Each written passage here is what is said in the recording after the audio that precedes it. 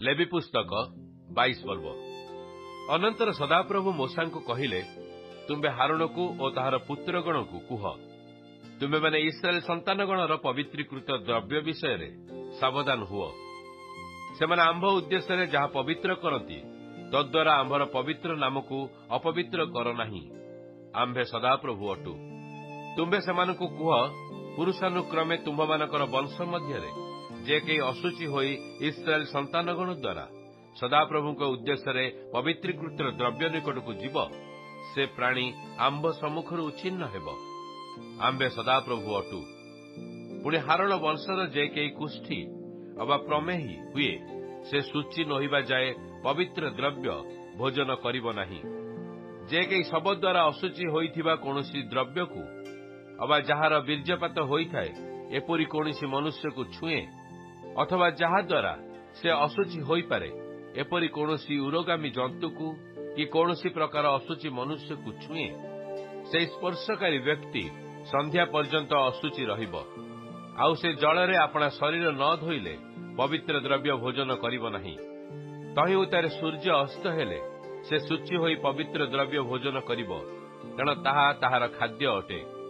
ସେ ଆପଣାକୁ ଅଶୁଚି କରିବା ନିମନ୍ତେ ସ୍ୱୟଂ ମୃତ ବା ପଶୁ ଦ୍ୱାରା ବିଭିନ୍ନ ଜନ୍ତୁର ମାଂସ ଭୋଜନ କରିବ ନାହିଁ। ଆମ୍ଭେ ସଦାପ୍ରଭୁ ଅଟୁ। ଏହେତୁ ସେମାନେ ଆମ୍ଭର ରକ୍ଷଣୀୟ ରକ୍ଷା କରିବେ। ନୋହିଲେ ଯେବେ ସେମାନେ ତାହା ଅପବିତ୍ର କରନ୍ତି, ତେବେ ତହିଁ ସକାଶୁ ଆପଣା ଆପଣା ପାପ ବହିବେ ଓ ତହିଁରେ ମରିବେ। ଯେ ସେମାନଙ୍କୁ ପବିତ୍ର କରନ୍ତି, ସେହି ସଦାପ୍ରଭୁ ଆମ୍ଭେ। ଆଉ ଅନ୍ୟ ବଂଶୀୟ କୌଣସି ଲୋକ ପବିତ୍ର ଦ୍ରବ୍ୟ ଭୋଜନ କରିବ ନାହିଁ। ଯାଜକର ଗୃହରେ ପ୍ରବାସକାରୀ ଅବା ବର୍ତ୍ତନଜୀବୀ ଦାସ ପବିତ୍ର ଦ୍ରବ୍ୟ ଭୋଜନ କରିବ ନାହିଁ। ମାତ୍ର ଯାଜକ ଯେବେ କୌଣସି ପ୍ରାଣୀକି କିଣେ, ତେବେ ତାହାର ରୂପାରେ କିଣା ସେହି ଲୋକ ତାହା ଭୋଜନ କରିବ। ପୁଣି ତାହାର ଗୃହଜାତ ଲୋକମାନେ ତାହାର ଅନ୍ନ ଭୋଜନ କରିବେ।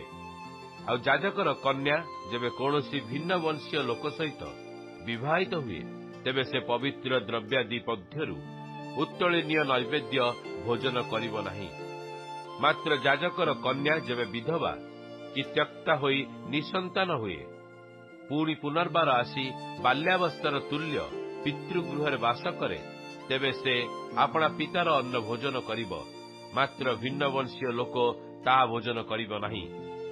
ଆଉ ଯେବେ ସେହି ଅଜ୍ଞାତ ସାରରେ ପବିତ୍ର ଦ୍ରବ୍ୟ ଭୋଜନ କରେ, ତେବେ ସେ ତହିଁର ପଞ୍ଚମାଂଶ ଅଧିକା କରି ଯାଜକକୁ ପବିତ୍ର ଦ୍ରବ୍ୟ ଦେବ।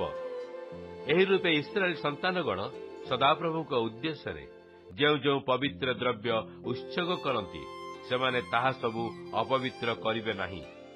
ପୁଣି ସେମାନେ ଆପଣାମାନଙ୍କର ପବିତ୍ର ଦ୍ରବ୍ୟ ଭୋଜନ କରି ଦୋଷଜନକ ଅପରାଧ ବହନ କରିବେ ନାହିଁ, କାରଣ ଯେ ସେମାନଙ୍କୁ ପବିତ୍ର କରନ୍ତି, ସେହି ସଦାପ୍ରଭୁ ଆମ୍ଭେ ଅଟୁ।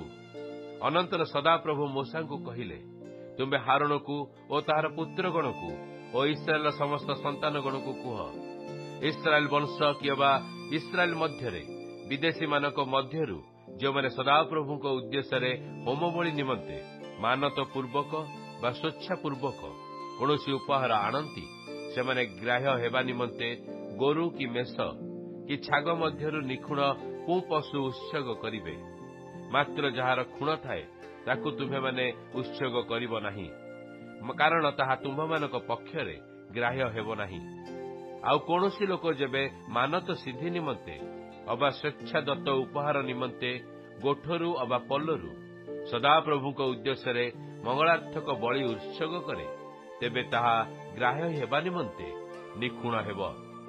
ତାହାଠାରେ କୌଣସି ଖୁଣ ନଥିବ। ଅନ୍ଧ କି ଭଗ୍ନ କି ଛୋଟା କି ଆବୁଆ କି କାଦୁଆ କି ଖାରସ୍ତିଆ, ଏମାନଙ୍କୁ ତୁମ୍ଭେମାନେ ସଦାପ୍ରଭୁଙ୍କ ଉଦ୍ଦେଶ୍ୟରେ ଉତ୍ସର୍ଗ କରିବ ନାହିଁ। କିମ୍ବା ସେମାନଙ୍କୁ ସଦାପ୍ରଭୁଙ୍କ ଉଦ୍ଦେଶ୍ୟରେ ଅଗ୍ନିକୃତ ଉପହାର ରୂପେ ବେଦୀ ଉପରେ ଉତ୍ସର୍ଗ କରିବ ନାହିଁ। ତୁମେ ଅଧିକାଙ୍ଗ କି ହୀନାଙ୍ଗ ଗୋରୁ କି ମେଷ ସ୍ୱେଚ୍ଛାଦତ୍ତ ଉପହାର ରୂପେ ଉତ୍ସର୍ଗ କରିପାର, ମାତ୍ର ମାନତ ନିମନ୍ତେ ତାହା ଗ୍ରାହ୍ୟ ହେବ ନାହିଁ। ଆଉ ଯାହାର କୋଷ ମଳା କି ଛେଚା କି ଭଙ୍ଗା କି କଟା ଏପରି ପଶୁ ସଦାପ୍ରଭୁଙ୍କ ଉଦ୍ଦେଶ୍ୟରେ ଉତ୍ସର୍ଗ କରିବ ନାହିଁ। କିମ୍ବା ତୁମ୍ଭେମାନେ ଆପଣା ଦେଶରେ ଏପରି କରିବ ନାହିଁ। କିମ୍ବା ବିଦେଶୀର ହସ୍ତରୁ ଏସବୁରୁ କିଛି ଆପଣାମାନଙ୍କ ପରମେଶ୍ୱରଙ୍କର ଭକ୍ଷ୍ୟ ରୂପେ ଉତ୍ସର୍ଗ କରିବ ନାହିଁ। କାରଣ ସେମାନଙ୍କର ନଷ୍ଟତା ସେମାନଙ୍କଠାରେ ଅଛି, ସେମାନଙ୍କଠାରେ ଖୁଣ ଅଛି। ସେମାନେ ତୁମମାନଙ୍କ ପକ୍ଷରେ ଗ୍ରାହ୍ୟ ହେବେ ନାହିଁ। ଆଉ ସଦାପ୍ରଭୁ ମୋଶାଙ୍କୁ କହିଲେ, ଗୋରୁ କି ମେଷ କି ଛାଗ ଜନ୍ମିଲା ଉତ୍ତାରେ 7 ଦିନ ପର୍ଯ୍ୟନ୍ତ ମାତା ସହିତ ରହିବ।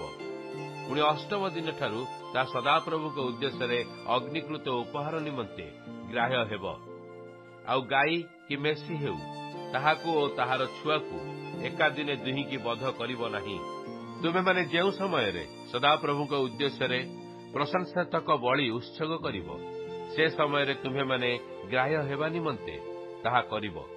ସେଦିନରେ ତାହା ଭୋଜନ କରାଯିବ। ତୁମେମାନେ ପ୍ରଭାତ ପର୍ଯ୍ୟନ୍ତ ତହିଁରୁ କିଛି ଅବଶିଷ୍ଟ ରଖିବ ନାହିଁ। ଆମ୍ଭେ ସଦାପ୍ରଭୁ ଅଟୁ। ଏ ନିମନ୍ତେ ତୁମେମାନେ ଆମର ଆଜ୍ଞା ମାନ୍ୟ କରି ପାଳନ କରିବ। ଆମ୍ଭେ ସଦାପ୍ରଭୁ ଅଟୁ। ଆଉ ତୁମେମାନେ ଆମ୍ଭର ପବିତ୍ର ନାମ ଅପବିତ୍ର କରିବ ନାହିଁ। ମାତ୍ର ଆମ୍ଭେ ଇସ୍ରାଏଲ ସନ୍ତାନଗଣ ମଧ୍ୟରେ ପବିତ୍ର ରୂପେ ମାନ୍ୟ ହେବା, ଯେ ତୁମମାନଙ୍କୁ ପବିତ୍ର କରନ୍ତି, ଯେ ତୁମମାନଙ୍କର ପରମେଶ୍ୱର ହେବା ନିମନ୍ତେ ତୁମମାନଙ୍କୁ ମିଶର ଦେଶରୁ ବାହାର କରି ଆଣିଲେ, ସେହି ସଦାପ୍ରଭୁ ଆମ୍ଭେ ସଦାପ୍ରଭୁ ଅଟୁ।